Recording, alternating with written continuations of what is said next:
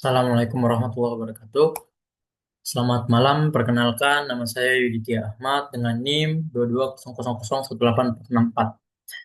Jadi pada kesempatan kali ini saya akan mempresentasikan sebuah proyek yang menjawab salah satu tantangan terbesar di dalam suatu perkotaan, yaitu mengenai bagaimana kita bisa mengelola logistik kota agar lebih efisien dan pelayanan publik menjadi lebih baik.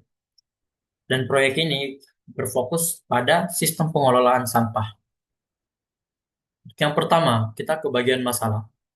Kita semua tahu bahwasannya kalau kota yang berkembang itu menghasilkan banyak sampah, tetapi ini masalahnya bukan pada jumlah sampah, melainkan pada sistem logistik kita yang statis dan tidak efisien. Saat ini truk sampah itu berjalan berdasarkan rute dan jadwal yang sudah ditetapkan. Ini menciptakan dua masalah yang besar. Yang pertama, yaitu pemborosan anggaran. Jadi truk itu seringkali dikirim ke lokasi yang tempat sampahnya itu masih kosong. Ini adalah pemborosan bahan bakar, pemborosan waktu, dan pemborosan sumber daya manusia yang seharusnya bisa dialokasikan ke tempat lain. Kemudian untuk masalah yang kedua, mengenai penurunan kualitas layanan publik. Di sisi lain, di area yang ramai seperti taman kota atau pasar, tempat sampah justru sudah meluap sebelum jadwalnya diangkut. Dan ini menciptakan lingkungan yang kotor, tidak sehat, dan memicu keluhan dari masyarakat.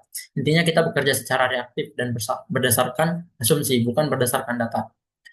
Dan untuk solusinya, untuk mengatasi masalah ini, saya mengusulkan sebuah sistem logistik cerdas untuk pengelolaan sampah yang berbasis teknologi IoT, yang dimana cara kerjanya itu cukup sederhana. Yang pertama, kita pasang sensor cerdas di setiap tempat sampah. Sensor ini akan mengukur tingkat keterisian sampah secara real time.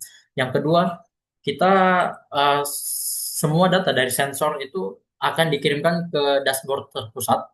Dari sini manajer operasional bisa melihat peta kota dan tahu persis mana tempat sampah yang sudah penuh dan perlu segera diangkut. Kemudian yang ketiga, ini yang paling penting, sistem akan menggunakan algoritma optimasi rute. Jadi setiap hari, sistem itu secara otomatis membuatkan rute yang paling efisien untuk truk sampah, hanya mendatangi lokasi-lokasi yang benar-benar membutuhkan pengangkutan. Dengan ini, kita mengubah sistem yang tadinya statis dan reaktif menjadi dinamis, prediktif, dan berbasis data.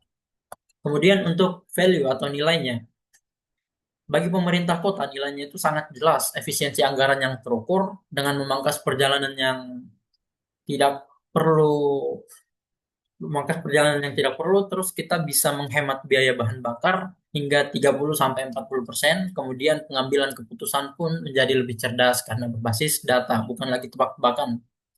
Bagi masyarakat, nilainya itu adalah peningkatan pelayanan publik. Jadi lingkungan kota itu menjadi lebih bersih dan lebih sehat karena tidak ada lagi sampah yang meluap dan kepercayaan publik pun meningkat karena melihat pemerintah bekerja secara proaktif dan responsif.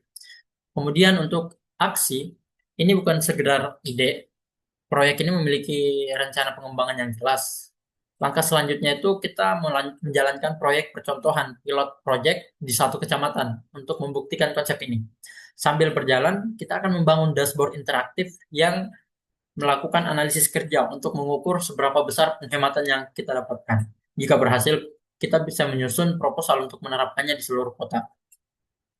Kemudian untuk empathy side, insight pengguna, solusi ini dirancang berdasarkan kebutuhan nyata. Dari hasil simulasi wawancara kami menemukan tiga hal penting.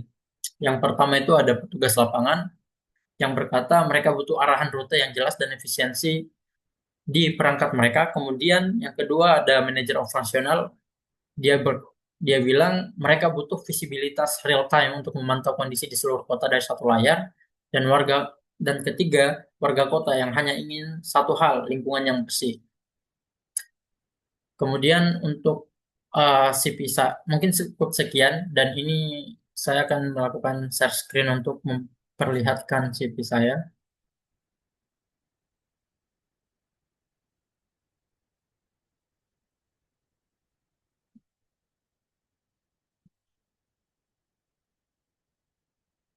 Ini adalah CP saya yang nantinya akan saya berikan linknya juga di dalam folder di dalam file PDF. Saya kira demikian. Assalamualaikum warahmatullahi wabarakatuh.